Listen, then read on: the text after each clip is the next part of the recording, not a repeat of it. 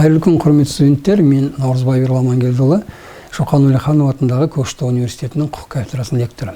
Бүгінгі айтатын тақырыбымыз мүлікті бағалау және сақтау талаптары мен тәртіптері.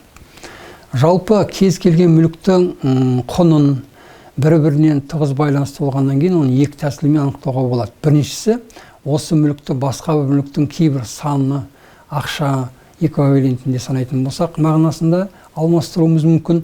Екінші варианты, мүлік иесі болашақта алатын табыстардың ағымдағы құнын анықтауымыз керек.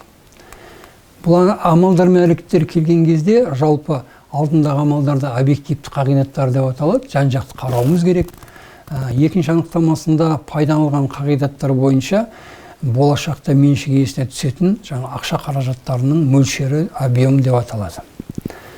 Келесі анықтамасына келетін болсақ, осы амалдардың барлықтарына келген кезде біріншіден тұтынушылардың жылжымайтын мүлік шарғындағы таңдау мүмкіндігі болған жағдайда орын басу қағидаты қолданылуы мүмкін.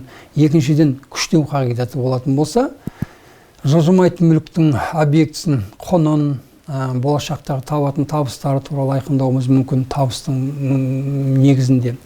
Және жылжымайтын мүлік болған кезде объективтілікпен және оның жақсартуға байланысты іс-әрекеттері болуы мүмкін. Келесі анықтамасына келген кезде жалпы 12-ші бапқа сәйкес бағалаушының міндеттері. Бағалаушы қазір кезде бағалау қызметін атқару кезінде заң мен құқықтық актілердің негізінде талаптар сақтау керек.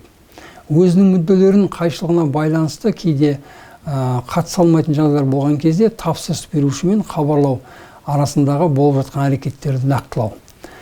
Анықтау барысында қойылатын талаптар мен тәртіптерді нақты орындау. Осы бапта нақты көрсетілген.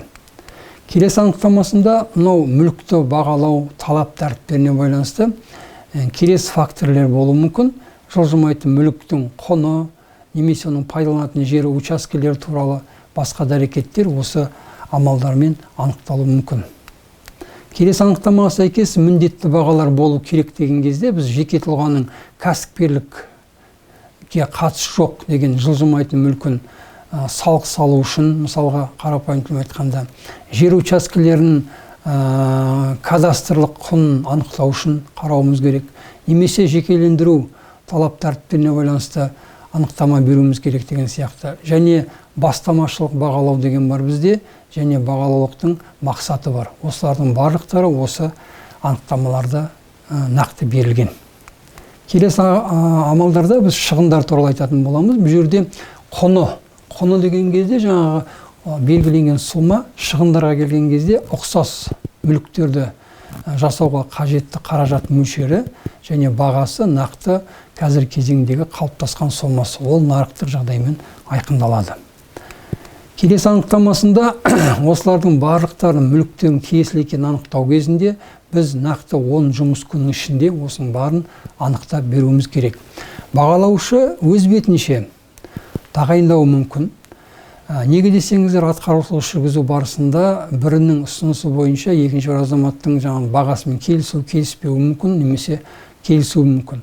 Осылардың барлықтарын тағайындау кезінде сот орындаушы нақты объективті қаулы шығару керек. Және бұлардың істеу барысында айтатын болсақ, 10 күн ішінде шағын немесе шағым жасауға құқысы бар екі жақтың сот орындаушының жасаған амалдарына, және сонымен қатар борышкердің тыйым жасалған мүлкін қайтадан бағалау бойынша көрсетілген қызмет ақысын төлеу шығын жасаушы тарапқа жүктеледі. Нақты айтатын болсақ, анықтамасына келген кезде алдарыңызда көріп тұрғандай, нақты мүлікті бағалауды жүргізу мәселесіне келген кезде, тағайындау мәселесіне келгенде қаулы шығарылмайды. Бұл екі жақтың талап тәртіптерінің негізінде іске асады.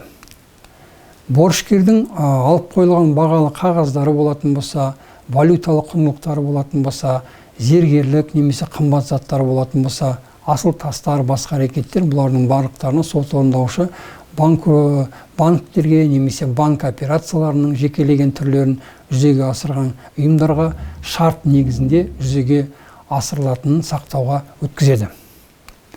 Назар қойып тыңдағандарыңызға рахмет, сау саламат болыңыздар.